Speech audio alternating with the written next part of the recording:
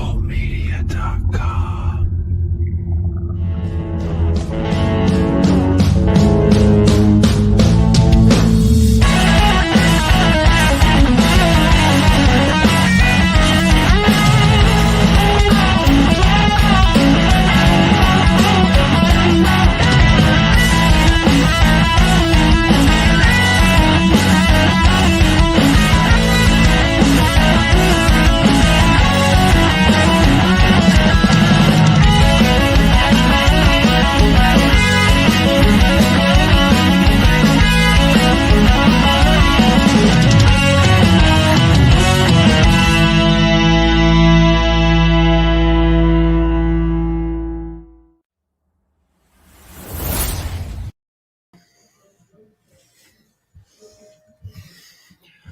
What's up, guys? And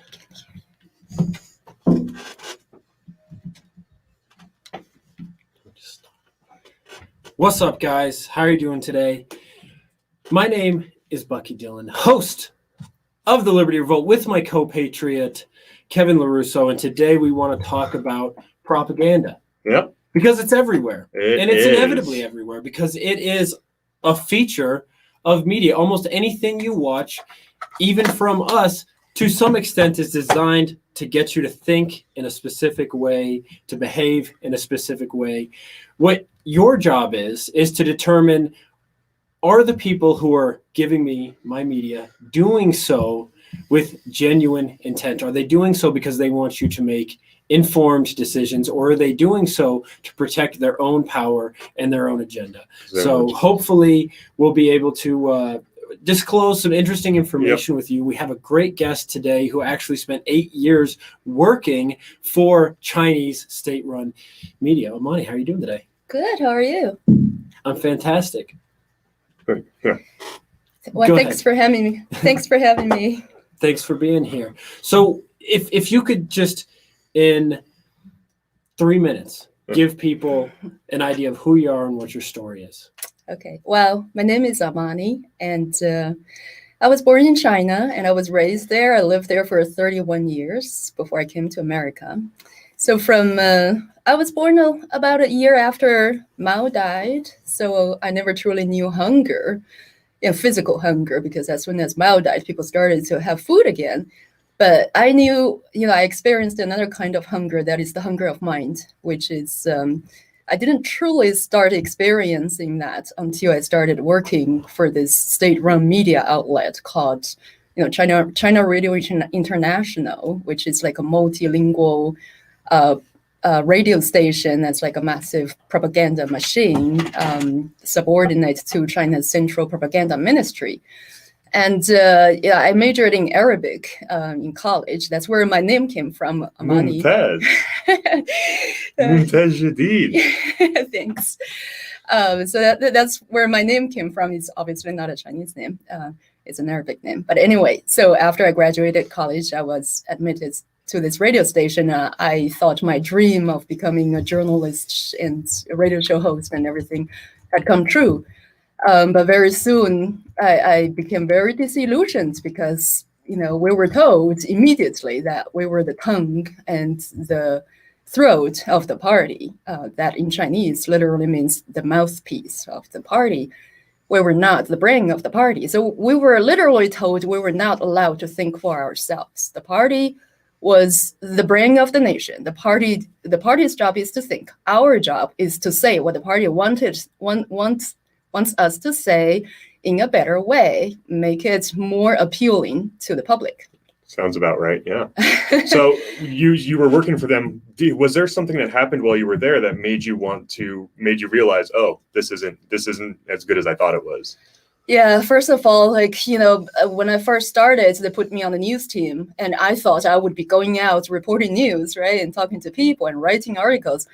Nothing like that. Articles were already written for us. And so our job was just to translate it into Arabic and broadcast it to the Middle Eastern region. And the news were all the same every day. The 30 minutes long, a news report, entailed about 15 minutes of praising the party, painting China with a great, with rainbow colors, showing how happy people were, showing how the leaders of China were busy working for the people, and conferences or like a massive steel production growth, somewhere, or massive crop harvest somewhere.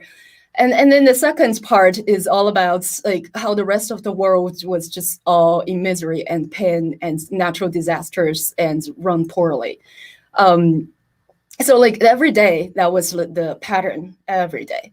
And for about a year and a half, I just got so bored. I was like, why is this news? Yeah. Why are we trying so hard to convince the world we're happy and we're a great country? We were like, Yeah. I grew up believing, socialism that's what we were told. Socialism is the most advanced system in the world. The rest of the world were suffering. So if we were already living example of the success of socialism, why do we have to try so hard Yeah. to convince the world that we're doing great? And at the same time, I did not feel that happy. I was overworked and underpaid. Yeah. And, that'll happen. I was like, if I was so happy, then, and I would have said that. But now I don't feel happy, but I'm telling the world we're doing great. And that just started to, create this contradictory and conflicting feeling in my own mind. And then after that, I asked to be like switched to be on a culture and music show, and I got granted. I was very happy. That was the only happy time. I was very happy because I loved music and culture. So I just poured my heart and mind into it. I did so well. I had fans praising me. You had a great show, I heard. Yeah, I had a great show. And then about a year and a half after that, my supervisor pulled me aside and said, Amani, you've been doing such a great job. Our fans love you. We're going to have to cut your pay down by a third. I was shocked. I was like, well, did I do something wrong? I was like, you just told me I'm doing a great job. And she was like, no, you're doing very well. And that's why we have to cut your pay down, because the old comrades who have worked for this department for many, many years are paid less than you are. Their shows. But we will get back to it because after that was kind of the thing that kicked it off. When we get back, we'll go in a little bit more on that one. You're listening to Liberty Revolt on 1360 KHNC. Yeah. So you see how it kind of like it'll just fade in on there. Yeah. So we are still live on the live stream, so you can wave to everybody right here. What's up, Be the Change? Thanks for allowing us to commandeer your platform.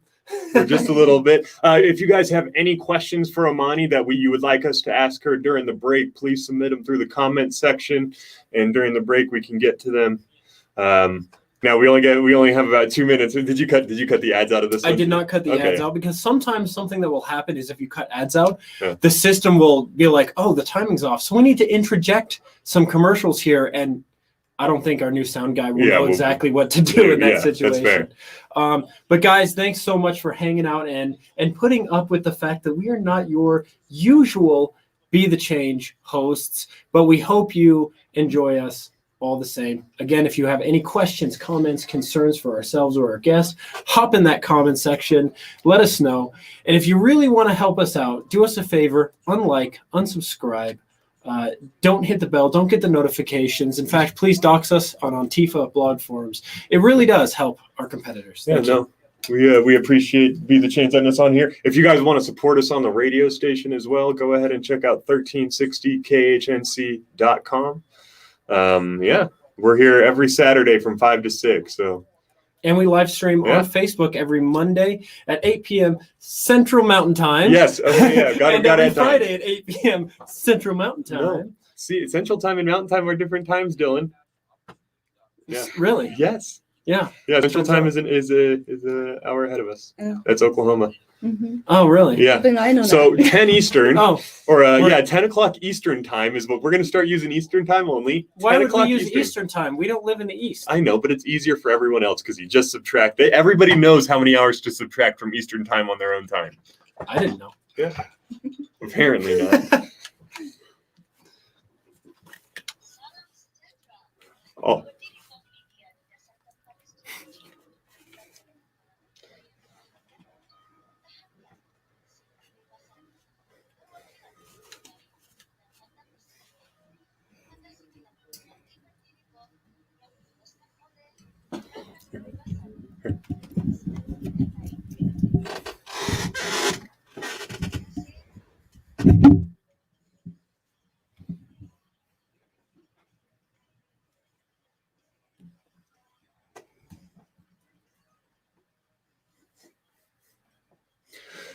Hello and welcome back to the Liberty Revolt on 1360 KHNC. Facebook.com/Liberty Revolt Media. YouTube.com/Liberty Revolt. We are joined today by Amani, a former member of the Chinese Communist media empire, if you will. And she was just, before the break, she was just telling us about how she had been moved from the news portion over into the entertainment and culture portion of the Chinese media.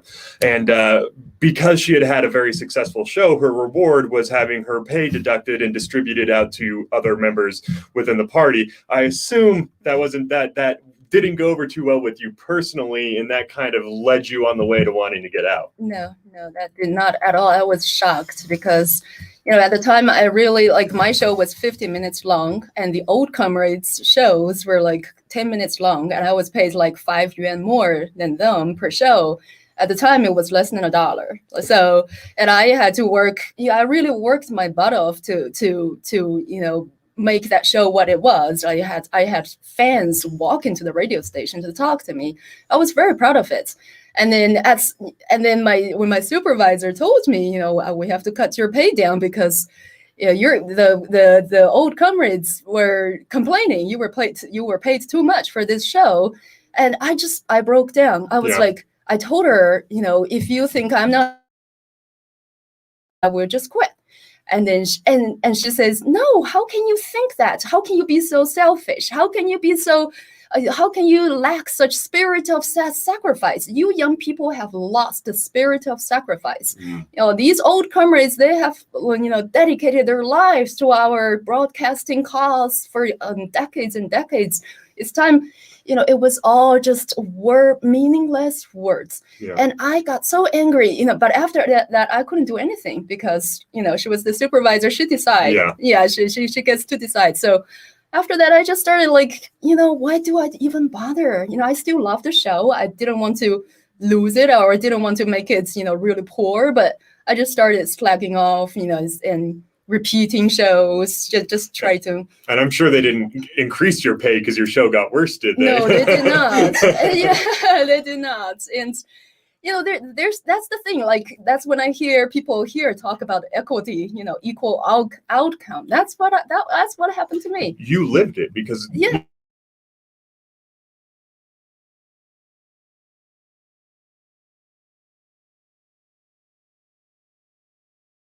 Yeah, it was devastating. It's like people here, they think equity means they're going to take from the old and rich and give it to the young and poor. That's not how it works. In a society, they will always take from those who produce the most. Yep. And so who would produce the most? Young people, the most energetic. And then they would take it. Yeah. And so, that was just devastating for me. And after that, I kind of just felt, this is not what I want. This is not what I signed up for. And I felt I needed to leave China someday. And so in secret, I applied for some schools in England. I wanted to just leave China and go abroad and study.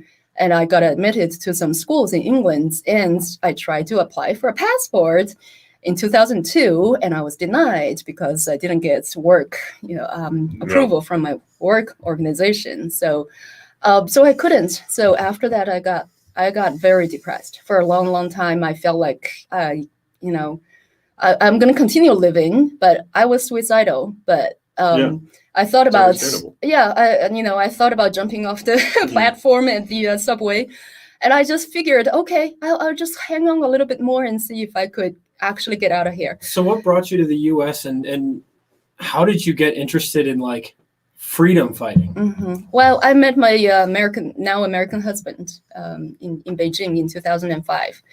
And what really moved me about him is that he was the one who taught me that, without diversity of opinions, without a variety of voices allowed in society, in the media, in the public platform, there can never be freedom of speech.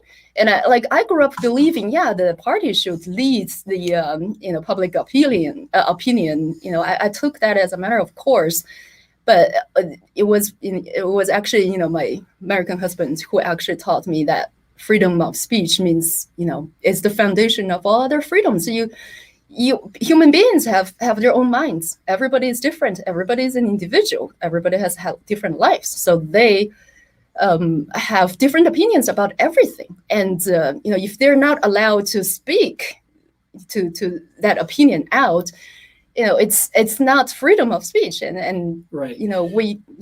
We're all looking at the world through a keyhole because we have so much information out there. There's so much history. You could never know all of the history, right? You could never know everything there is to know, but we can know a lot. And it's important that we all combine our keyholes, no matter how messy and ugly it may be, but we all combine our perspectives to find out what is true. And we can't trust somebody else to do it for us because they absolutely have their own agenda. So this is where propaganda comes in. Yeah. So what is propaganda, Kevin, and how is it implemented? So propaganda in basic terms is basically when the whatever regime is in control, they want to have a narrative that is understood and pushed forth by their people. The propaganda is going to be whatever kind of media tools or whatever kind of education tools, whatever state sanctioned official media is being produced, whatever the medium, the propaganda is going to end up being whatever is going to line up perfectly with what the state wants. It's going to come directly from the state's mouth, and it is going to line up with the state's platform, with the state's agenda, and with the state's interests, and it is going to compel support for whatever the state is. Define the state. The state is the government. In this case, the Chinese Communist Party. So we bring that up today because you came from what is the propaganda arm of China, and I'm sure when you came over to America, you were like, oh my gosh, you're not seeing the propaganda everywhere. It feels, you came post 9/11, so there was a lot of the patriotism, and that there was some propaganda tied in with that, but I would assume it was nowhere near the level of Chinese Communist Party. I ask you though, and I think we're about to end up going to break here, but we'll get into it a little bit beforehand. When you look at the American media landscape now, do you think it's gotten closer to what the Chinese model has? Yes, I have been shocked by what I have read or what has happened, especially on the big social media platforms in the last couple, 18 months. I mean, when I first landed in America, I felt the kind of freedom I had never felt before. I was like blown away. Like, I want to tell this story. Like, first week, we landed in San Francisco, and we went into a small shop, and I saw a flyer from Falun Gong. You guys know Falun Gong? It's a banned cult in China. No one in China is even dares to utter that word Falun Gong out loud. So like I saw that flyer promoting Falun Gong. I was blown away. For the first time in my life, I realized I could actually say that word out loud. For the first time in my life, I was blown. I trembled. I literally trembled when I held that flyer. And of course I got into all this information about Tiananmen massacre that's completely banned in China and all that. I cried for months because this is information I had no idea. So they were really truly effectively able to block out everything. Those kind of things entirely. Oh yeah, there's the Great China, the Great Firewall that we call it, that blocks out everything that the government does not approve. So I mean, for me, it's like at the time I was like, this is what freedom feels like. I watched the media. They were reporting facts. They were critical of their governments, and I was like, wow, this is what I thought, what journalism would be, and it was.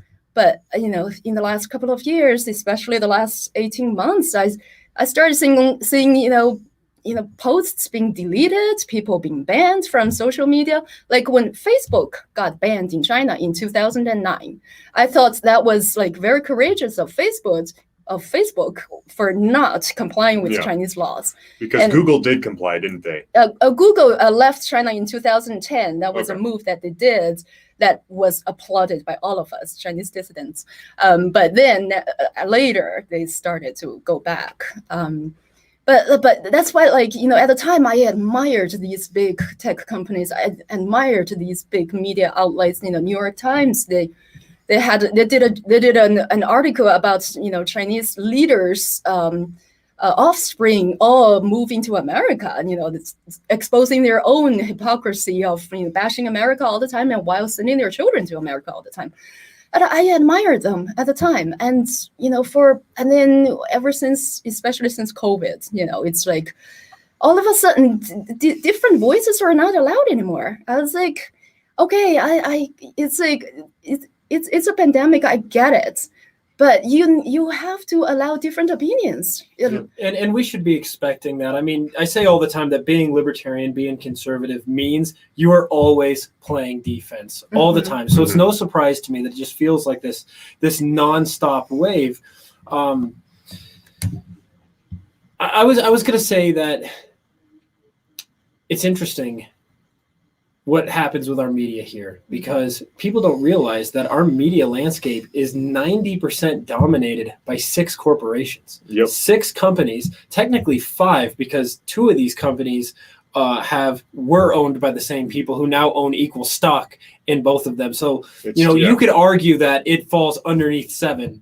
How many companies own all of our media and ISPs, internet service providers? I think there's 4 big internet service providers. There's smaller ones for rural areas that'll have more local municipal style. But if you're talking about major metropolitan areas, every suburban area, it's basically 4 to 5 ISPs that are dominating it all. And just for context, back in about the 80s, it was about 30 different companies involved in the media landscape. In the early 80s, it was about 50. There was by 1992, it was about 24. Yeah, and then by now it's about 5 or 6, like you said. Right, those 6 companies: Comcast, NBC, Universal. That's one company. Disney, everybody's favorite family-friendly corporate Sith overlord. CBS, Viacom, News Corp, that's Rupert Murdoch's media empire, and AT&T basically own 90% of everything you see. And so much of the so-called independent media that we have are just people talking about what that with that media empire is talking. And a lot of that independent media itself is also on only a couple platforms like YouTube, like Patreon, and like at this point maybe Rumble. So even they are being restricted on that level. So there is less than 10 companies that dominate basically every avenue to produce news media that you would dream of. And so it's created this landscape here in America where if at the drop of a hat there was a cabal of, if you want to go, a cabal of like bad people like the Illuminati, but that's just giving them a title kind of deal. There is the power that with 5 phone calls you could get the same message put out to basically 90% of America. Right. It's 5. They would own more if it wasn't for antitrust laws. But what they've discovered is the next best thing to a monopoly is essentially having a monopoly between you and 5 of your friends. Having collusion. It's an oligopoly. And so many of these companies are owned by the same banks that finance them and finance their expenditures. So really, you have Goldman Sachs and Bank of America and BlackRock. It gets deep, guys. But let's talk about the most important one. This is why. Go ahead. The most important one that's moving in is the Chinese state-owned media that is moving in. Tencent, that's moving into a lot of these different organizations. Tencent buying up sports teams, buying up video game companies, buying up movie production studios, and kind of yeah. So we might have to finish this towards the end of this upcoming break here. But I want to talk about how should you look at media when it's state-run? How should you look at media when it's lobbyist-run? And I want to draw comparisons to what we see with the jab and alternative therapeutics that are being ignored or discredited, including natural immunity. Coming up after the break on 1360 KHNC, Facebook.com/Liberty Revolt Media, and Facebook.com/Be the Change. Thanks for hanging out. Okay, so we had a couple questions and comments during that segment from our live stream audience that they would like us to address. Question number 1. Tracy says, why you laugh? Why? Bad question? Question mark. Am I naive? She asked if we were going to China and are we helping China? Well, as a media organization, we are not. Although I will say one of us co-masters is fully employed in China right now. And that's why he's not doing as much content with us. He was genuinely concerned he might not maybe be able to make it back. But rest assured, we are a dedicated China bashing media corporation. Good for you guys. I don't know if Bucky's ever going to be allowed to go back to see. It's a good reason to not go have to see your in-laws. You know that they are going to search for Bucky. Ooh. They will come after all of us eventually. They came after Lily Tan. Somebody else is concerned, and we have to be careful talking about alternative therapeutics, Yes. as we are on Be the Changes. Yeah. YouTube. Don't use any of the hot words. We're going to try our best not to use the hot words. Guys, I am notorious for accidentally using the hot words and getting kicked off of YouTube. So I'm going to let you lead that one. Yeah. We're not going to say certain words. But I'm more concerned with just how they're handling it in general. So I'll lead in, and we'll just ask right away, what kind of tactics you're seeing being used here in America in regards to COVID that you saw similarly used. State-run media versus lobbyists, so-called free market media, and how to look at both with a healthy level of skepticism, how to shape your skepticism to cater to, is this media being censored by Big Pharma, which wants to deny any publicity of their alternatives, or is this being censored by a government actor that wants to expand its ability to implement force and control? Yep, I got you. I shall lead it.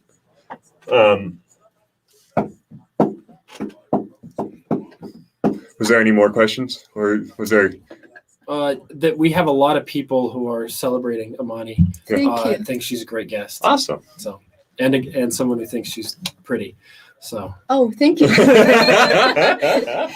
the She's way, how old are you? I'm 43. 43, ladies and gentlemen. And she looks that young. Yeah, no, It's the makeup. I look 43. Yeah, I look 56. I feel 43. So. No, you look like 12. Oh, look at you. I You're a mean small that as a child, compliment. Bucky. You're a small Oh. child. Brent asked a question. Oh, let me see if I can Are we about? find it. Oh, she stated that she applied in secret. How hard is it to leave, or was it at the time? Oh, very difficult. Very difficult. How long was it? Did it take? Do you think? It took me. We're coming back on. No, we're going back. So, Brent, we'll hit you during the next commercial break.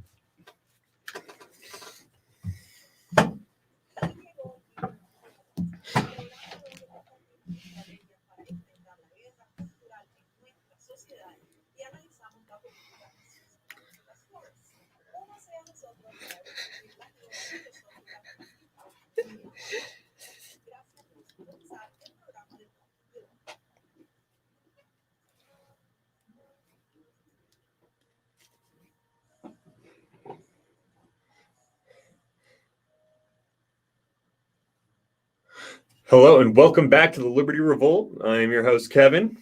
Next to me is Bucky, and joining us is Omani, coming straight from the Chinese propaganda wing. Just kidding. But yeah, so we're talking about propaganda today, and we're talking about we're going to get into a little bit right now. America versus China when it comes to this stuff. So in America, we don't necessarily have the same state-run media that China has, right? The state, our government does not actually have the power to dictate directly. Although it is influenced in how. No, I'm going to get into that. So the government does not have direct influence where they can dictate what is said. However, what we have in America is basically a crony capitalist system wherein members of the government are supported by and support members in the media. They give kickbacks to each other. They build friendships wherein it's like, okay, I'm going to release this information to you, spin it in a good light kind of deal. And they end up making these dirty bargains. Additionally, you have lobbyists that come in and then buy your congressmen, your senators. And specifically with COVID, you have pharmaceutical lobbyists that came in. They bought these Congress people, and then these Congress people then weaponized the media in support of the pharmaceutical companies. Now, and it's not just that the media was corrupted by the pharma company through the politicians. Big Pharma is one of the largest lobbyists of both our politicians and our media, and it is happening directly as well. And I want to talk about how that corresponds with these conversations around mandating federally for people to get the shot, and this effort to discredit any alternative that including does natural immunity. Yeah. And so let's think about this. How did Big Pharma and the V come to be in the first place? Well, you had the government putting up large sums of money to Big Pharma to manufacture it. Now, what happens if all of a sudden it turns out that we have an existing alternative? What was the most important thing the government did for the pharmaceutical companies? They removed liability. They made it so that even if the V's go bad, companies there is no repercussions. They removed the incentive to guarantee that they're going to work.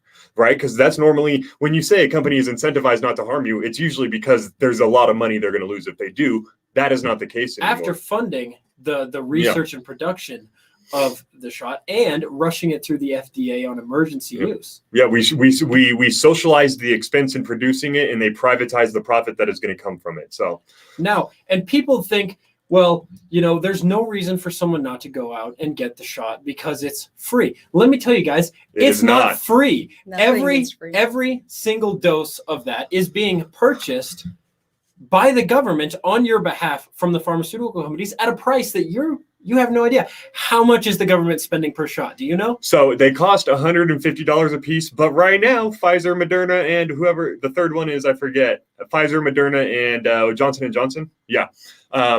They're giving the government a fat discount down to $20 a dose. And why is that? Because if the government can manage to mandate it, that means they're making all of that money per citizen of the United States. So we're talking 350 billion times the dollar amount. 350 million. 350 million. Not excuse me. Per dollar amount per United States citizen. So and how do you, when you look at this, when you're observing this, what kind of similarities do you see between the Chinese state-run outlet and how the pharmaceutical companies have co-opted the American outlet? Too many. This is my second round. I keep telling people I lived through SARS. SARS-1, COVID is SARS-2. In case you don't know, COVID's official name is SARS-CoV-2. I lived through SARS-1 in 2003, in Beijing. And it was exactly the same thing. At first, the government covered it up, told us, they knew it was happening in the South, and they told us nothing to report, nothing to see here, everything's fine. Until in May, I think 2003, the outbreak was just they couldn't manage it anymore. They couldn't cover it up anymore, and then they immediately came out. And they used it immediately, lockdown. We were not allowed to go out and take public transportation. And, they set up temperature screening machines in the front of our radio station. And they gave us masks to wear every day, 16 layers in each mask, 16. How did they ask you to tailor the message to the people? Because you were a part of the party at the time. So how were you instructed to present it to the people? I was coming to that. So as soon as they came out with it, big banners appeared on our work building. As long as you follow the Chinese Communist Party, SARS is nothing to be afraid of. And we were given directives directly from the Central Propaganda Ministry to guide the public opinions in these steps. I don't even remember, but there were pages and pages and pages of those directives pasted on our wall. So it's like not one not one step of deviation from party directives. So it's like this is a pandemic. We have come out to admit it. As long as you follow the party's procedures, you will be safe. People must follow the party's guidelines and not take matters in their own hands, because trust the party. The party has taken the people through so many hardships and difficulties in the past. People, put your faith and trust completely in the party, then you will all be safe. I'm so confused. Are you talking about China or the Biden administration? This is why and then, of course, on TVs and radio stations, it's all propaganda. They're showing people who have recovered, they're showing big thumb up to the party, showing gratitude to the party, and telling the people, if you do as the party says, you can fight this thing just like me. And I got so disgusted at the time, and I thought it was like the most ridiculous thing in the world.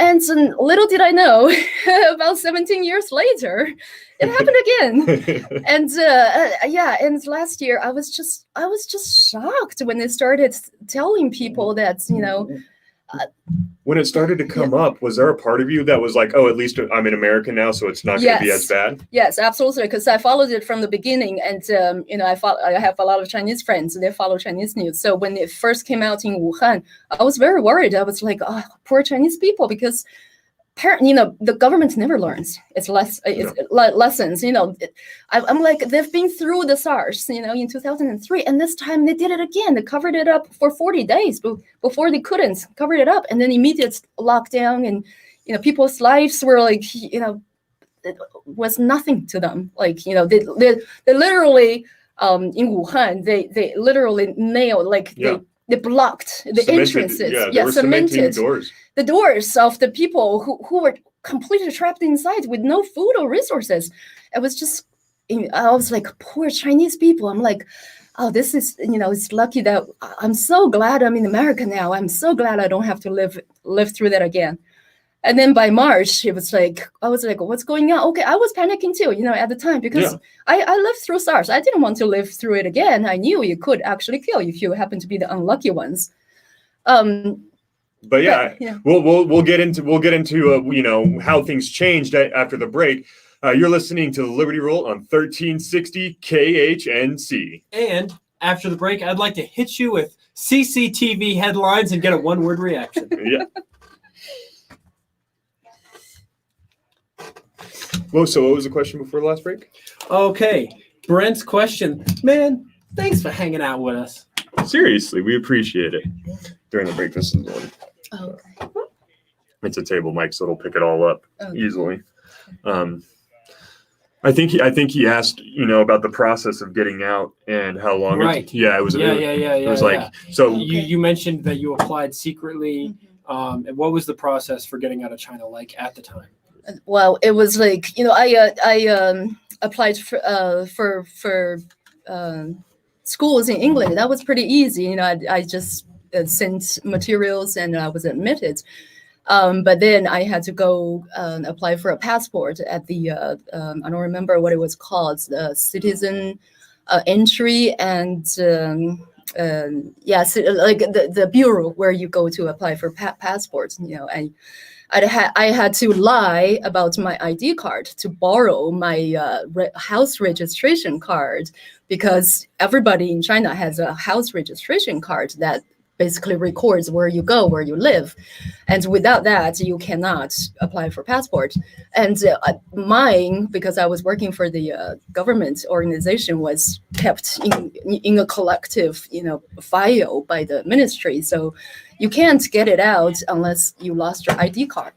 So I lied about my ID card. I went to the administration. I said, I lost my ID card. Can I borrow that? So they give it to me, and I used that. I went to the bureau for passport issuance, and I stood in line for about an hour, and I filled out all the forms. And I went to the front desk, and I showed my ID card and house registration card to her, and she was like, "No way! Are you kidding me? You don't have a stamp from your work organization." Here you go. Okay.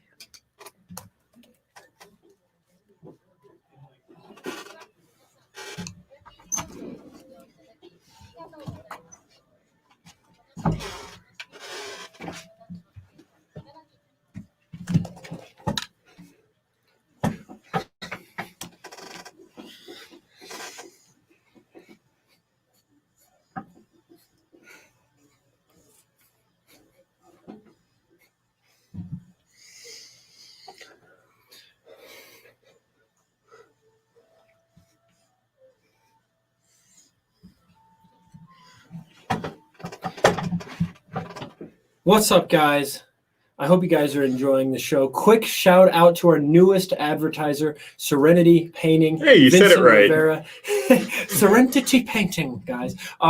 But definitely keep an ear out for his commercial when you hear it coming out. give the guy your business because he really does share our Wonderful values, painter. share our mission, and he is a painter with integrity. So, Vincent, thank you so much for becoming a sponsor of 1360 KHNC. Yeah. Well, so we were talking about before the break kind of how the American approach after March, we went into the pandemic and there was kind of like a healthy, reasonable suspicion about the disease. Like, we don't know how bad it is. And they came out with 2 weeks to slow the spread, which apparently has turned into, we are going to get to zero, whether you like it or not. So just tell me, like, when this was going on, what was going through your head? You've already lived through this before. So as you're seeing the narrative shift, what were you noticing as far as like silencing of dissent and basically how the government was trying to take control of the narrative? Well, at first, I was panicking like everyone else. I figured, okay, the first thing to do is to control the virus, right? So, but after, like maybe 2 or 3 or 4 weeks, and I noticed that the shift has turned from, like, nobody's talking about China anymore. Yeah. Like this came from China.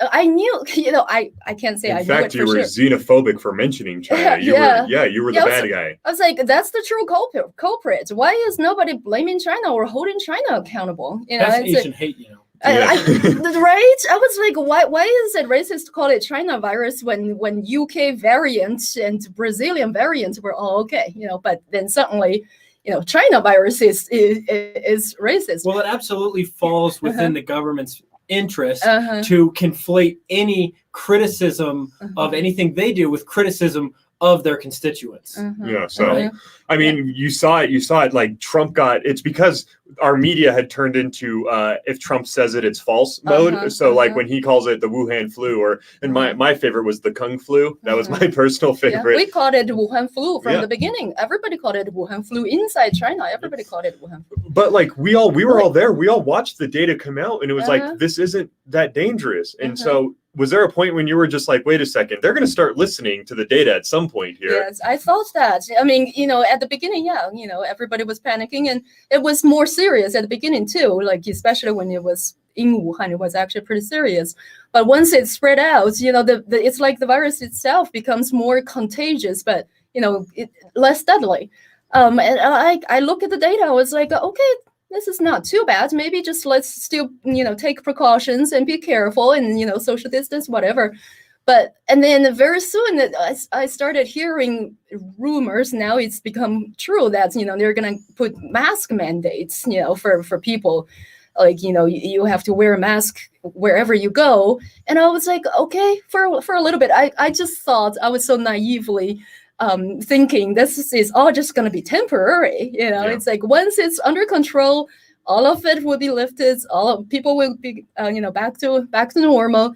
And then that never happens, and then add one variant after another. And now it's like people are talking about vaccine passport. I was like, oh, hold on a second. This is starting to feel a little bit like SARS, like as long as you follow the Chinese Communist Party, SARS is nothing to be afraid of. Now it's like, as long as you follow the CDC guidelines, then you're now killing grandma. Yeah. I was like, how do people just go from, Well, fundamentally, the government is in the media that works for ratings as well. They're always looking to expand their domain. And so they're always looking for the perfect crisis for you to give up a little bit more of your individual freedoms and a little bit more power, money, and control for them. And it's not just the government. I mean, it's businesses, it's everything. And COVID alarmism is one of the most profitable industries ever conceived of for politicians, for the media. Second only to Trump hate. Yeah, second only to Trump hate. And even for, so-called scientists, right? More than any other issue, COVID alarmism combined with mass scientific ignorance this is gives people the perfect legitimacy. For politicians, it's money, power, and control. For the media, it's shocking headlines. For activists, it's a tremendous fundraising venture, and a way to feel like a virtuous defender of public safety. Yeah, my biggest problem has been this metamorphosis of science from a process wherein you hypothesize, you experiment, you put out results, those get hypothesized and experimented on. It's a continuing series of questioning and doubting until you can can no longer disprove what you're trying to disprove. And all of a sudden now science has replaced basically God in these people's lives to the point where if you question the science, it's like, Yeah. what is the science? Yeah, that's like the opposite of actual scientific Exactly. attitude. A scientific attitude is to question everything. Exactly. You know, I'm just stunned like by the people who just lost curiosity about what's actually going on. And it's like, even if you question something, like they tell you conspiracy theorist, or they call you, you know, far right. I was like, hold on a second. You know, I've lived through this before. I'm just asking one question. You know, what? No, how dare you? How? And Yeah. again, I want to emphasize there is a corrupt bargain here. We just had Lucky Lacado in the comment section ask why is there no more discussion of herd immunity, natural immunity? And again, because alternative therapeutics and natural immunity is a threat to the profits Exactly. of big pharma, which is getting funded from the government. So if they can mandate the shot, and if they can discredit any other alternative to that, it puts a dent in their money. That's why I don't follow the think money. I don't think they thought that the American people were going to buy it so easily. Oh, I I don't- didn't think that. I think that they legitimately thought if they tried when it first came out, there was tons of talk of herd immunity because that was all we had. And I don't think they legitimately thought the American people would just dispense with the notion of natural immunity like so easily. And they were surprised. They're like, oh my gosh, wait a second. They're truly believing the only way around this is a vaccine. What more can we do? That's why I feel very worried, because the culture is changing, the culture Yeah. of free speech. Yes, it is. You are listening to the Liberty Revolt on 1360 KHNC. Don't worry, freedom of speech is still alive and well here. Liberty Revolt Media and Be the Change on Facebook.com. What's up, guys? If you're willing, when it's over, do you want to stay and answer like a couple more questions for maybe Sure. 10 or 15 minutes? Just Yeah, a couple yeah, more that we have Yeah, there. on the Sure. live stream. Yeah, just a little Guys, bonus segment when we're done. At Sure. exactly 5:58:50, the radio show will end. We will keep the live stream going and cater exclusively to our social media audience, which treats us so well. You don't have to look like so like sexily into the camera, Bucky. But you know, frankly, You're they sexy get me enough without going. the face. You guys get me going. You really do. You make me feel. Ladies and gentlemen, we can Really all good. agree he definitely has a face for radio, doesn't he? Look Yeah, at I've that decided hairline. I'm growing out my hair. I know I've got Frankenstein's haircut right now. It's really dorky.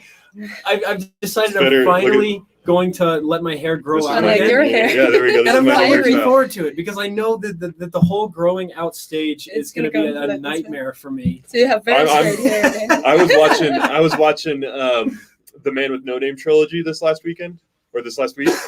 It's the Clint Eastwood's. It's like the Clint Eastwood's, some of his best movies he ever did. And I was like, I'm gonna have Clint Eastwood's hair. That's what I'm gonna do. Just you grow it out, and you trim it right here, and you let it grow out up here, and it's like nice and neat down there. It's like, You know what I realized? Clint Eastwood is the most beautiful man I who's have ever a lived. big flat forehead. I would agree. yeah. I have a big flat forehead that needs to be like. Oh, I don't look good with a buzz cut. I need so- a haircut that like accommodates my facial structure. Since we're gonna do bonus questions on the bonus Okay. segment, I have no idea what you're talking about, but okay. he has a very flat. Look at that, it's so flat. But no, so since we're I gonna thought do, that's because of the hat. no, it's also We ugly. yeah, We we're just ugly. ugly people. I don't agree. I think you guys are, adorable. Aw, American young Oh, man. you're cute, Bucky. So since we're gonna do bonus questions after the radio, do we want to do? I'm interested in the CCTV headlines. Just reading a couple off for the last I bit. want to hear The last segment, just read off some headlines. that. Okay, sure. You got them pulled up, Buck? Yes, I have them pulled up. They're ready Here to we go. go. I was fluent at Arabic at one point as You well. were? Yes. Wow, we should talk you. Wait, I need my hat. Or do I? I don't know. You tell me. Can you not hear yours? That's Arabic. Yeah, no. Yeah. That's what made me think about it. And if you would be so kind, you could record one for us as well. Oh, my Arabic is so rusty. No, no. In Chinese, we Oh, have in one in Chinese, Arabic. of course. Okay. I would. Yeah. For our radio listeners, by the way, we have intro music with languages all around the world. So Yeah, we've just been dancing to nothing.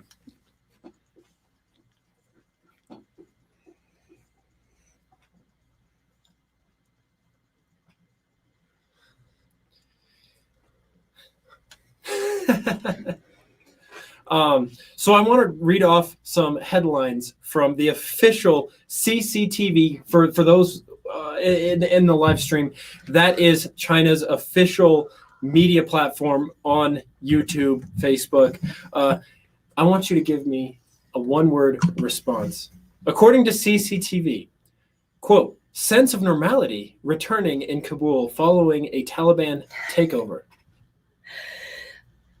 Can I use a swear word? Not on the radio. Not on the radio, unfortunately. Okay, I'm just gonna use use the short for it. BS. My God, that makes sense of normalcy returns to Kabul. Is that a Babylon Bee headline? Nope, that is CCTV.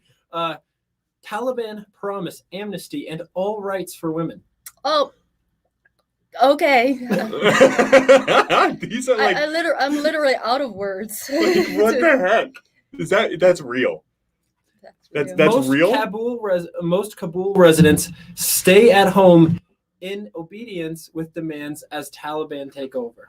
I mean, that probably is happening. That one's not as crazy as the other one. It kind of contradicts the other ones though. Like, why are things getting so much better and everyone has to stay home now? That's the double think. Yeah, it's like a lot of contradiction. That's actually kind of interesting. How many of these headlines are going to kind of contradict with each other as you go through?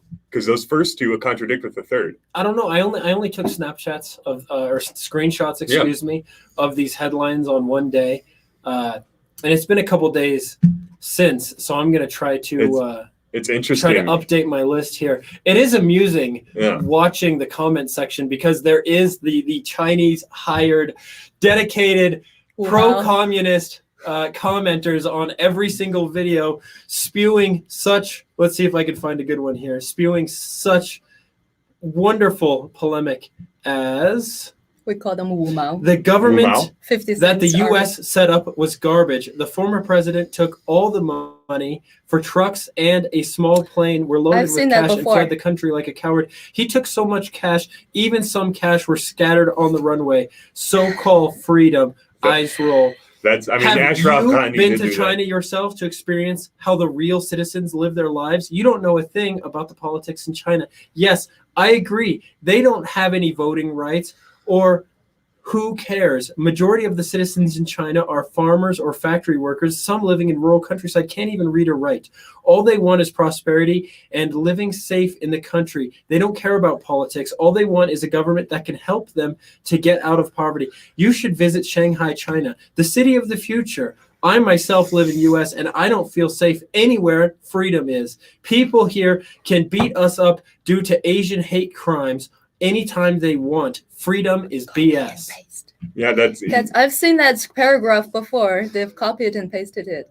For real? I've seen that. The Trump money with the truck scattered. I've seen all that before. Because Ashraf Ghani did do that in Afghanistan on his way out. He took all the money with him, but that was the Afghan president. But they're saying that was the American president did that. Yeah, I saw that. Yeah, jeez. Somewhere in the Chinese community. It's like the Wu Mao's, the 50 centers. Yeah. Well, you guys have joined us today on 1360 KHNC. This has been the Liberty Revolt. Sorry, Buck. Thank you so much, Omani, for joining us. Thank you for having me. If you guys want a little bonus section, go follow us on the Facebook page. We will have 10 to 15 more minutes at facebook.com/Liberty Revolt Media. Come ask some questions. And we love you guys. We hope you have the most wonderful day, even after having to sit through the Red Rift. My sincerest apologies. Oh yeah, we're gonna do a couple more. Is there a couple questions up?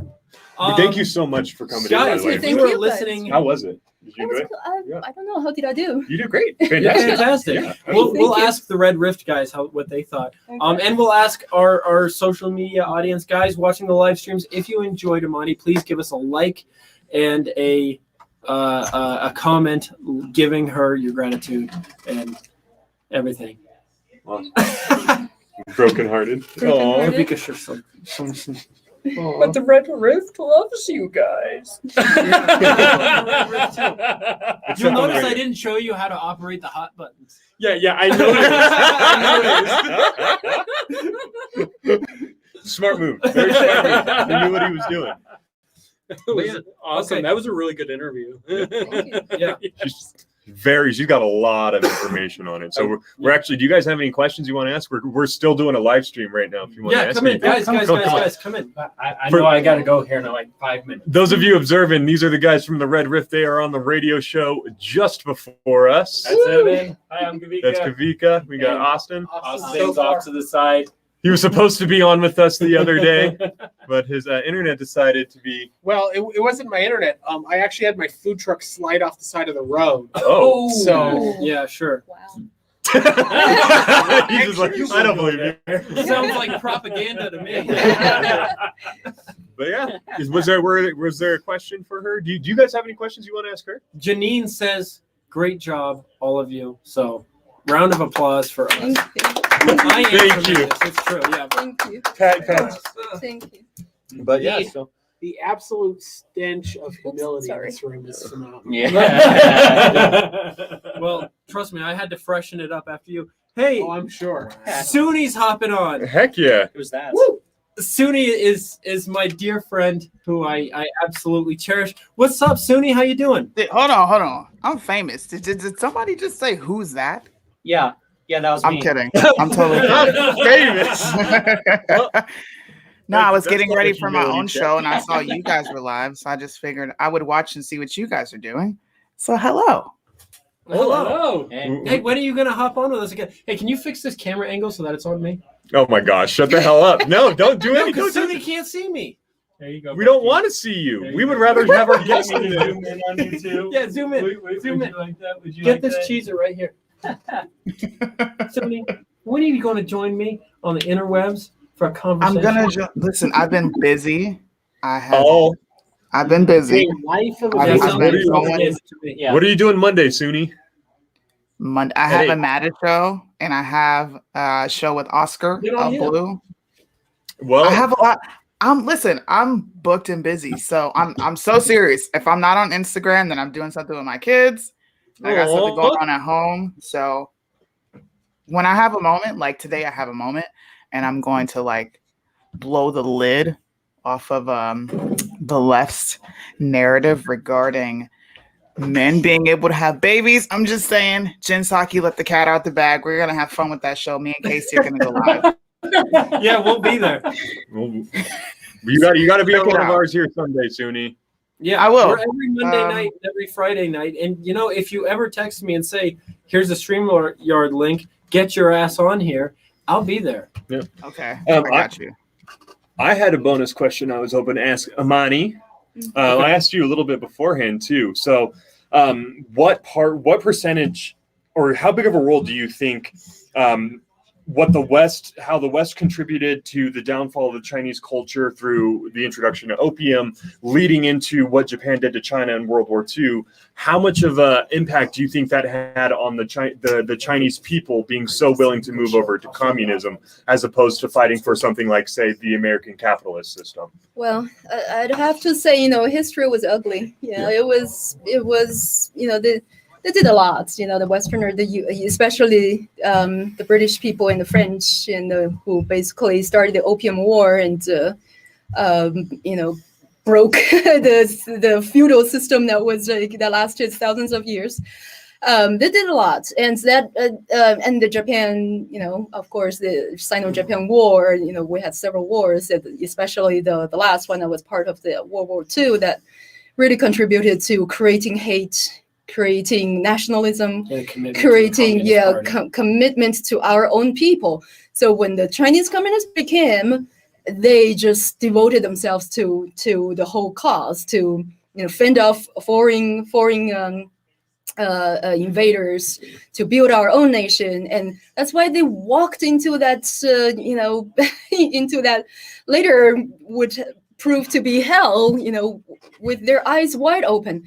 And yeah, that was part of the history, and I'm not going to deny it. Yeah. The Westerners did contribute a large part to that. A large enough portion that when Yeah. it came down to we're having a revolution, which government are we coming to? Uh-huh. They were like, not there. And to this day, I mean, in many ways, Japan is a glove over the American fist. Mhm. We are over there. We do surround China with Yep. We use Japan and 136 South Korea. bases, I think it is. And well, Yeah. we just lost our bases in Afghanistan, so I suppose that number has gone down. Yeah.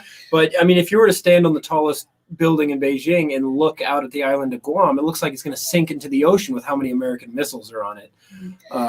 Well, You look at what we did in the Marshall Islands with our nuclear testing on the people who lived there, essentially. They're still dealing with the ramifications. You look at what we did to Japan and how much control and influence we have over Japan now.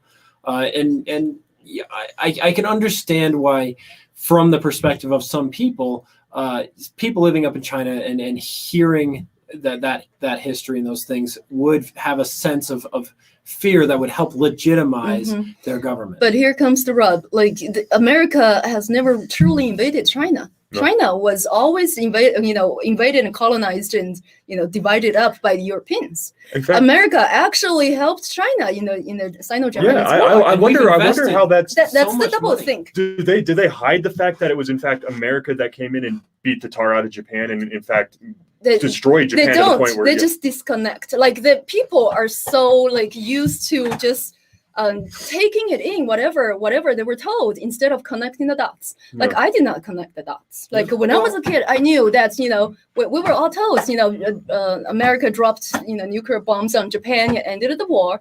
And that's when the World War II actually ended. But I never connected the dots. I never thought, hey, if the Americans didn't do that to Japan, maybe we would be speaking Japanese today. Yeah. I never thought of that The- until I came to America. I'm surprised there wasn't a similar level of like a similar reception of the Americans coming in and liberating China of Japan as it was when the No, Americans liberated all. Europe of the Nazis, because Not at all. especially with what the Japanese people were doing to China and how Mhm.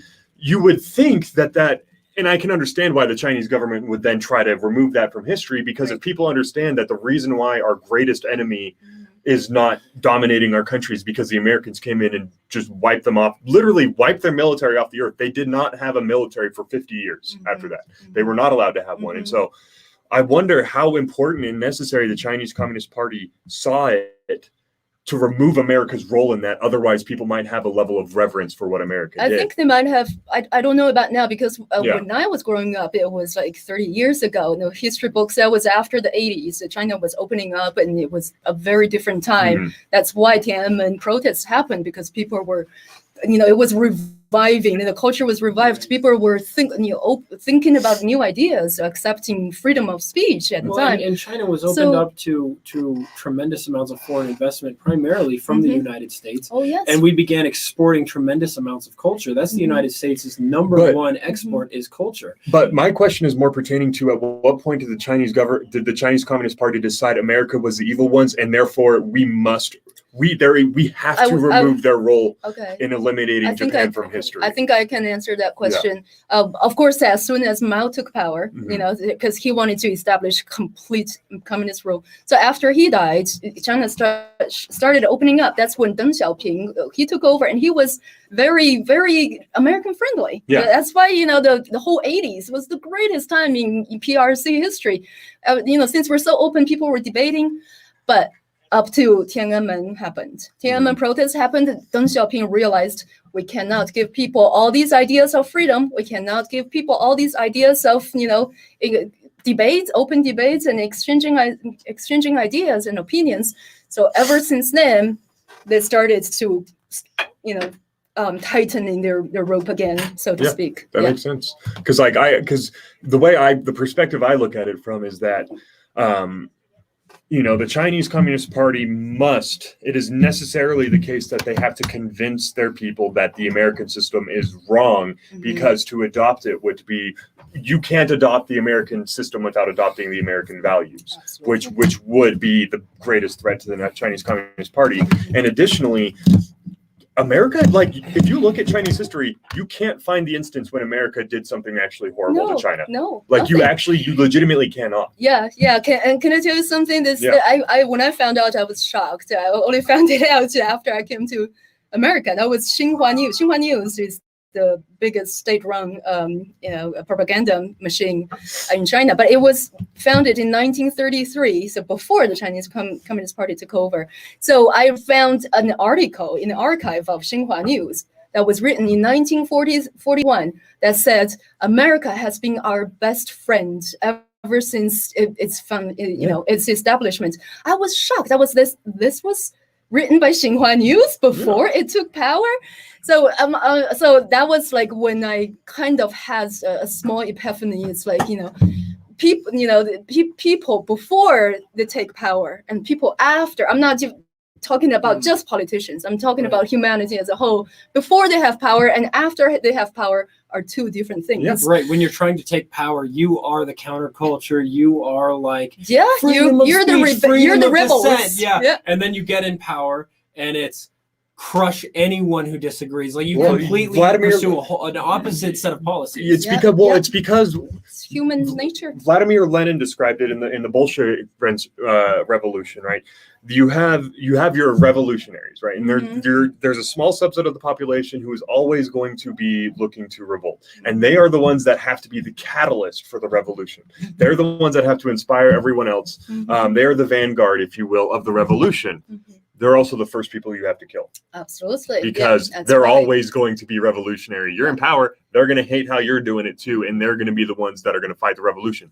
They have to be the first ones that are killed once you take power. In America, you can't do that. So the American they cannot capitulate to them because you can't eliminate them once they get their way, kind of deal. But as far as when you look at like China and stuff like that, the revolutionaries, they don't understand it at the time. They never understand it at the time, but they are the reason the government changes, and they are always going to be the biggest threat, and they are always going to be the first one that is put up against the wall. And Vladimir Lenin talked about that. So we have a question that has been sitting in our comment section for a minute. Brent asks, from her point of view, is America becoming more socialist? I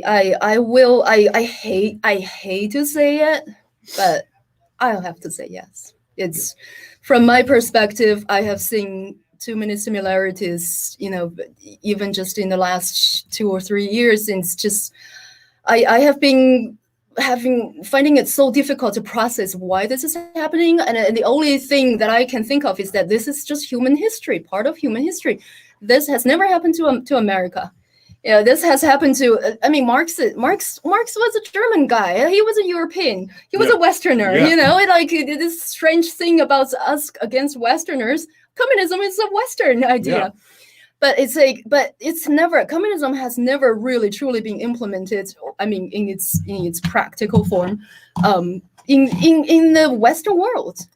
But it's being implemented in so many other countries. Because along the way, you have to give someone power. And as soon as you give someone power to control others, they use it to their own ends. And so all you do by pursuing communism is consolidate power. Absolutely. It always produces the exact opposite of what the revolutionaries are trying to accomplish. Absolutely. And power always starts to concentrate into smaller groups of people. The Chinese Communist Party is 6% of the population. Yeah, 6% of the population, 94% of the population just obey. Yeah. They just obey. Why? Because they believe them like God. And you see it in every single regime. If you have to maintain the support of the people.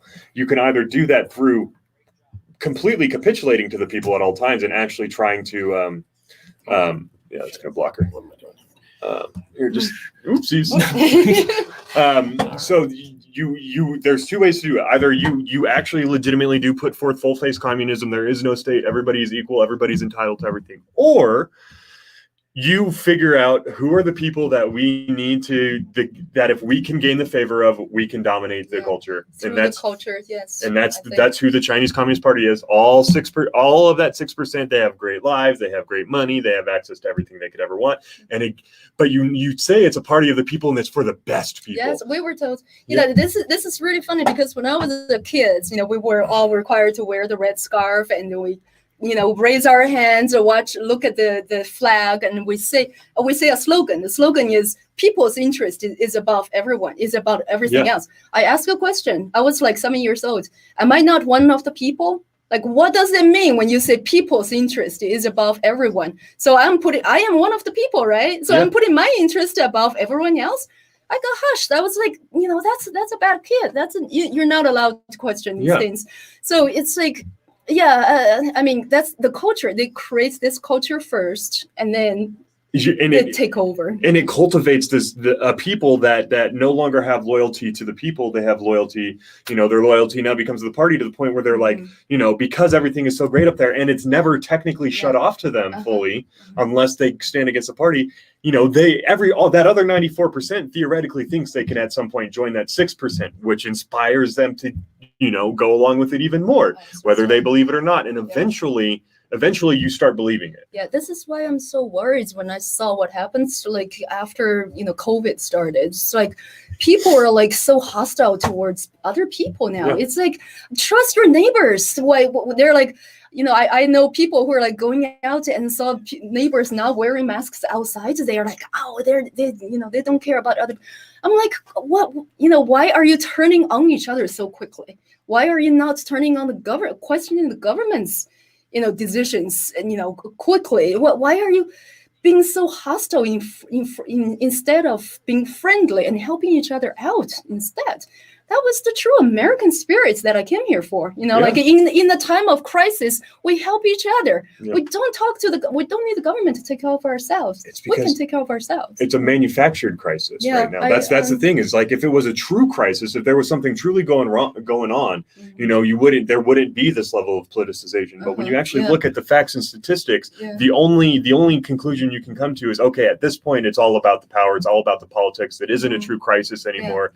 They're going to continue to paint it that way because fear, the number one concern of all people, like the base level of Maslow's hierarchy of needs, is safety, security. And so government thrives. The moments when government is able to expand the most are when fear is at its highest, because a government, it represents the monopoly on violence. The government is big, the government is strong. If they say they can keep me safe, I see that they can keep me safe. Right. And, So- same with the so-called free media, right? They're not in the business of winning elections. They're in the business of ratings. And as a human psychological phenomenon, we are more susceptible to fear than almost any other emotion. And it's pretty simple why. Yes. You can only be so happy, but you could be totally all the way dead, and you can suffer a whole lot along the way. So obviously, in order to survive, we have to be very sensitive to fear. And the media picks up on this. So they peddle what sells, and what sells is outrage. What sells is fear. The media are not in the business of telling you the truth or giving you a realistic perspective of what's actually going on in the world. They're in the business of showing you something that's going to keep you staring at the screen long enough to see the advertisers that are paying them. And eventually it becomes, you live in fear, and you live in fear of everyone around you for irrational reasons. And that's how I felt back in China. It's like I go outside, I feel so hostile towards anyone because I lived in fear all my life. But it's really weird to me because, like, when SARS-1 came out, the tactic was prevent fear. So it's weird. It's because in that case, because the Chinese Communist Party controls everything, they now need to squash the fear, right? They need everybody to think that, it's all going great all the time. That's In right. America, because the government doesn't have that same level of control, They're creating that. they need to create a reason for the expansion, which fear is. So it's like you have two different government styles, two different tactics that are both working to achieve the same goal using entirely different methods that in the end provide this. Government always, regardless of a socialist government, an American government, whatever the government is, fundamentally the government is that entity which tries to maintain a monopoly on violence, and they're always looking to expand that. The different structure just means what roadblocks are in the way. That's Well, right, you that's got to talk about interest too. So people always talk about the government cares what's in our best interest, or we're in Afghanistan because it's in our best interest. Only to the point that it protects their best No, interest. the government's best Right. interest is the government. Right. So when I mentioned that solution, that solution gesture, I forgot to mention was that we were also told like the party represents the best interests of people. Yeah. That's what we were always told. So I asked, am I one of the people? That's right. And so what the teacher actually told me is like, okay, you're a bad kid, but you are part of the people, but the party represents you. a party represents the best interest because you don't know what's best for yourself, right? Yeah. So I Right. was a kid. Yeah. Every time a leftist But- says that they We want know to give better the than you. power to the people, they're saying they want to give power to a bunch of bureaucrats to run your life. It's Yeah. because there's been a conflation of the government with the people. People think the government has done a great job, and Murray Rothbard talks about this. It's the first line of his essay, Anatomy of the State. He talks about how people have this idea that we are the government. Mhm. If that is the case, then every person that Mao killed in part of his Cultural Revolution killed themselves because they were part of the government and the government killed them. Mhm. Therefore, they were killing themselves. We know that's not the case. And in the end, that is because the government is not the people. We, the people, are in fact ourselves. Yeah. The government is something that's always trying to encroach in Yeah, dig that- further into my life. Yeah, that's an interesting point because, like, for a long time, I had no idea what government meant. Because, like, all my life in China, government was just treated like God. Everybody was just worshipped it. It's like, government says this, you got to do it. We just took that as a matter of course.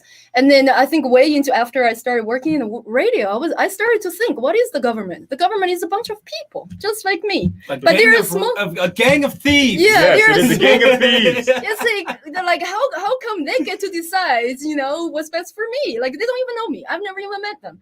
Like, Have you ever read Murray Rothbard's Anatomy of the State? No. I really suggest that you read it. It's a Okay. wonderful. So he is one And of it's the. only like 100 pages. It's Oh, no, it's okay.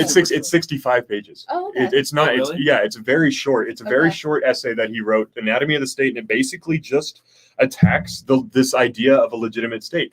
It basically poses the question: if a government, it says the claim it makes is a government is not consensual. No, you don't actually consent to your government. Right. And so therefore, like, how can it be a force for good if you were never consenting to it? Is what it comes down to is that the government it is in its best interest for you Right. to think that it is always going to be, it is a necessary inevitability. What is the government in practice? How does it get its revenue? How is it established? How does it Maintain its power. preserve itself? Yeah. Yeah. Yeah. Yeah. What are the inherent tendencies in any institution of power, Yeah. such Yeah. as a government? Yeah. And I Yeah. think if you read it, you'll be sitting there like, what he's describing is You may not turn into an anarchist like Like this me. guy, but But- you may be someone like me who goes, okay, we need to always be Mhm. skeptical of Absolutely. the government at That's what every I single believe. level. Yeah. And you need to always be watching it and holding it accountable. And you need to be allowed to Mhm. speak, Mhm. and you need to be allowed to protest. Absolutely. Yeah, That's what I it's- believe. Yeah.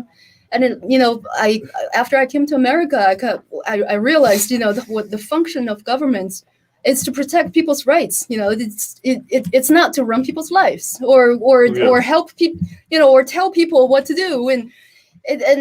But in China, it's completely different. And here I see that culture changing. Like, people are starting to rely on government more and more. Yeah. They start to think the government's role is to, like, take from the rich and give it to the poor, and then some people do believe that, and Yeah. that's a very worrisome. And here's the problem with progressives, and why I looked at both, having sympathy for some of the issues that I was a progressives point progressive. out. Mhm.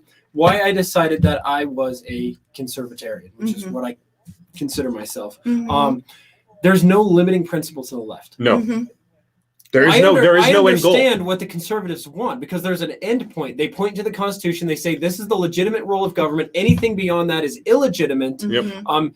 They believe it's a necessary evil only to promote, to protect your basic freedoms from being Mhm. tyrannized from other Absolutely. entities. But beyond that, it's totally illegitimate. It needs to be left in the hands of the people. Mhm. For the left, there is no limiting principle. Their core belief is that the government is a legitimate tool to solve the world's injustices. Oh, yeah. Yep. Here's the Every- problem. What are There's no limit to injustice in the world. They can Uh-huh. always turn it goes from outright murder and aggression, right, to Mhm. to subjugation, to to keeping down through economic means, through racism, to all the the very way end, down to the like- point of microaggression. Yeah, to the And point so where there's- your hand movements are oppressive. Right. Wow. Where- Yes. where you- I'm an oppressor. You Yeah, know, no. that's Like Yeah, at, you might Colorado trigger State, somebody. at Colorado State, when you're in the Senate chambers, you have to do this. So I started clapping at one of my meetings, and I lied about it. Right? They go, "We don't clap here." I'm like, excuse me, my dad used to snap at me like that before he would beat my ass when he was drunk. So I prefer clapping because I get triggered by snaps. And they had this conundrum. Obviously, it's a lie, Yeah, right? My dad is so- one.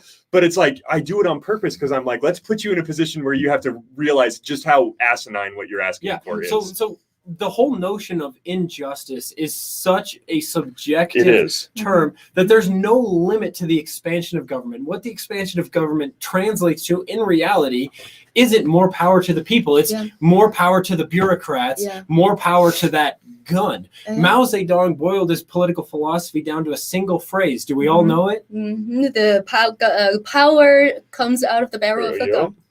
Political power, Political power. grows out of the barrel of the gun. gun. Mhm. Yep.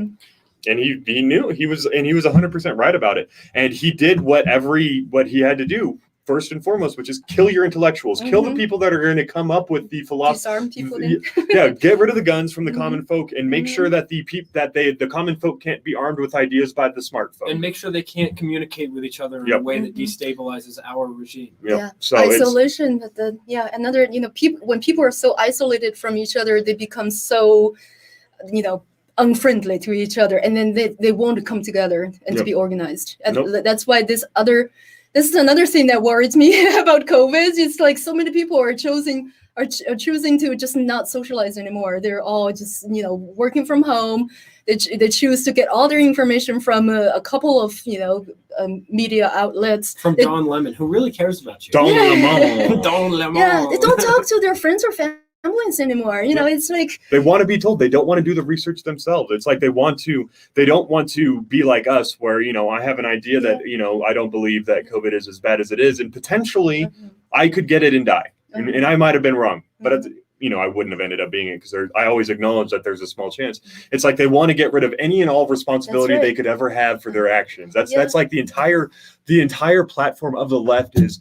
If you look at everything they advocate for, it's how can we remove the consequences from your actions? How can we make it so that you do not have to suffer from your decisions? Abortion up until basically point of birth, so that a mother doesn't have to live with the fact that she said yes to a man that can't provide for her.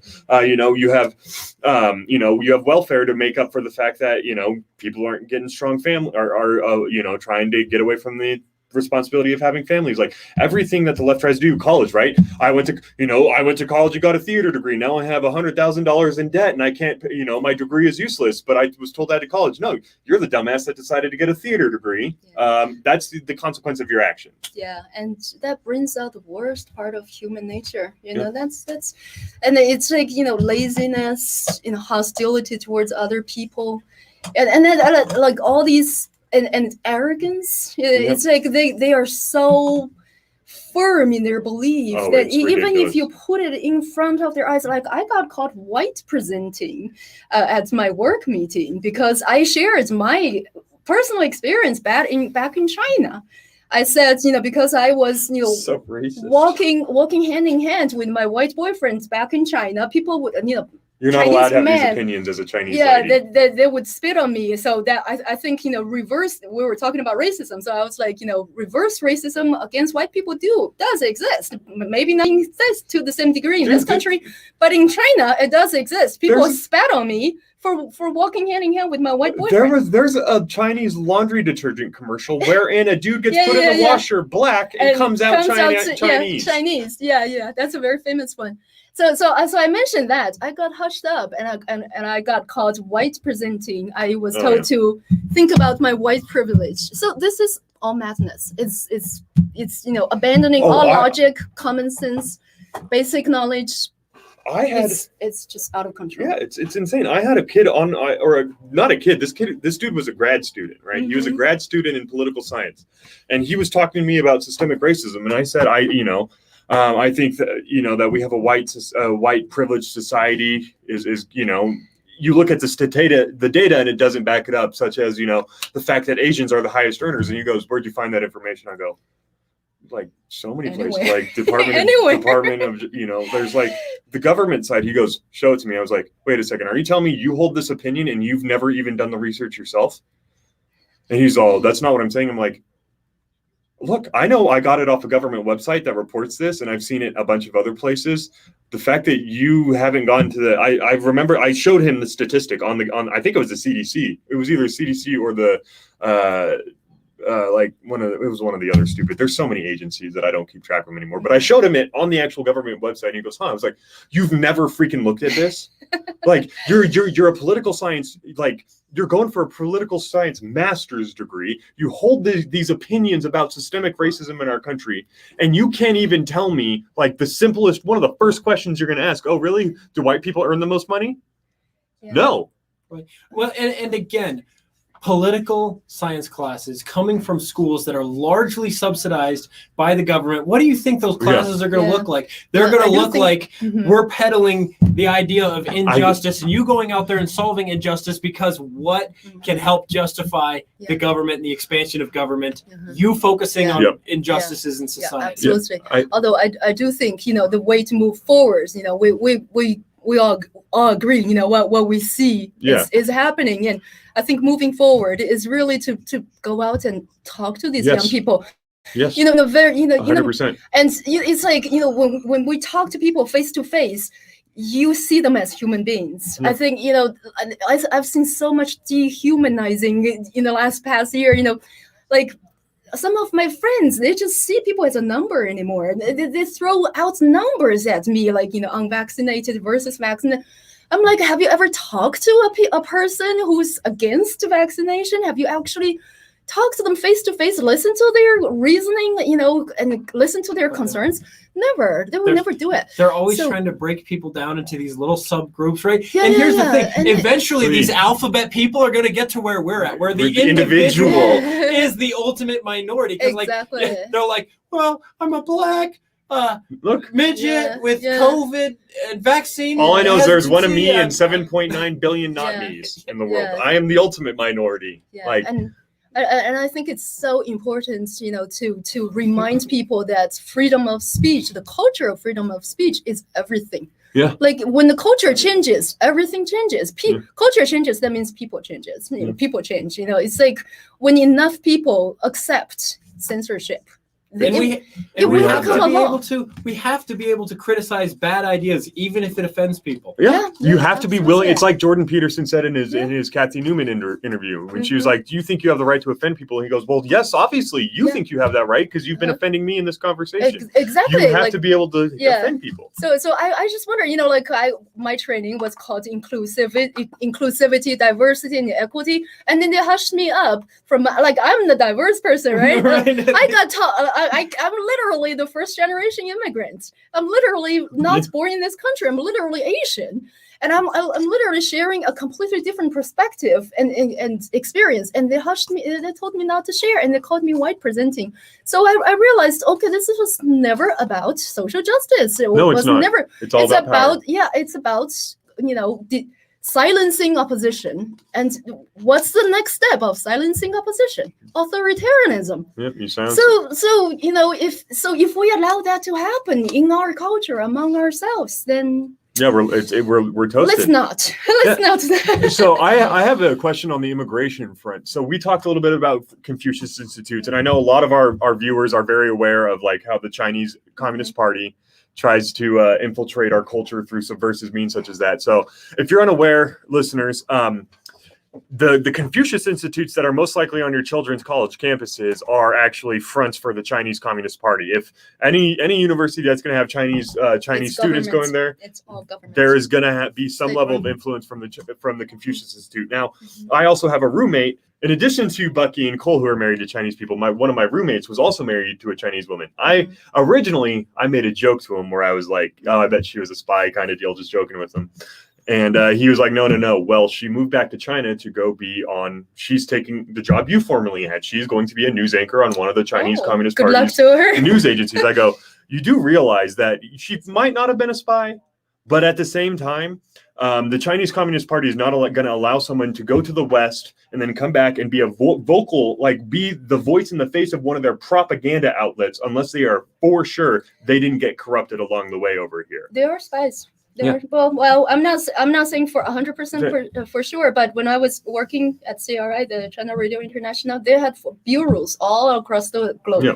Every country has a China Radio International bureau, Yeah. and so their job is not only to report, what was going on here. They had okay. We go into details. I could go on for days. No, you're good. They had All two right, sets all of reports. I really would like to try to wrap this up. Yeah, no, that's Okay. why I was asking this last question, because like Mhm. the perspective that was given to me is that not all Chinese people that are coming over here are going to be spies, No, but no, of every course Chinese not. national that comes over here with the hope of going back understands when called upon Mhm. that it's their duty to kind of Yes, do what the Chinese yes. Communist It's not Party said. random. These things never happen randomly. Yeah. You meet a lot of Chinese immigrants like myself. We escaped from that. Mm-hmm. And if they want to go back and work for Chinese government's organization, that's not a coincidence. Yeah, well, it's been an absolute pleasure having you come in and you. talk with us, and we are definitely going to do this again because I know you are full of stories, and we probably have barely touched the Yep. surface as far as this goes. So we are definitely going to be bringing you on.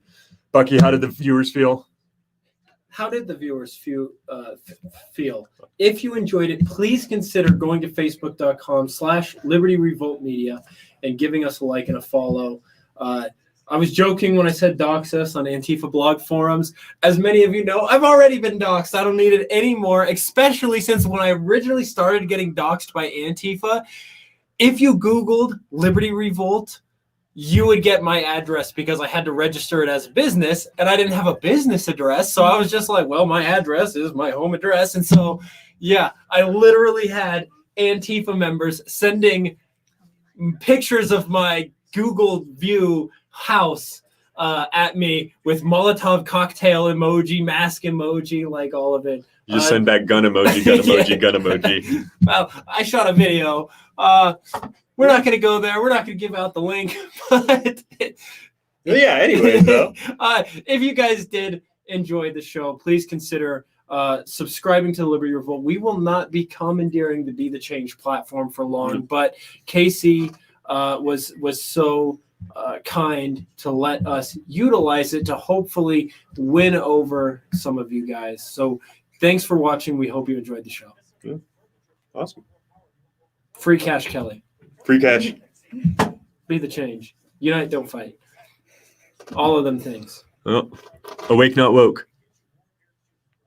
Adios, bye, Bye. everybody. Are we off?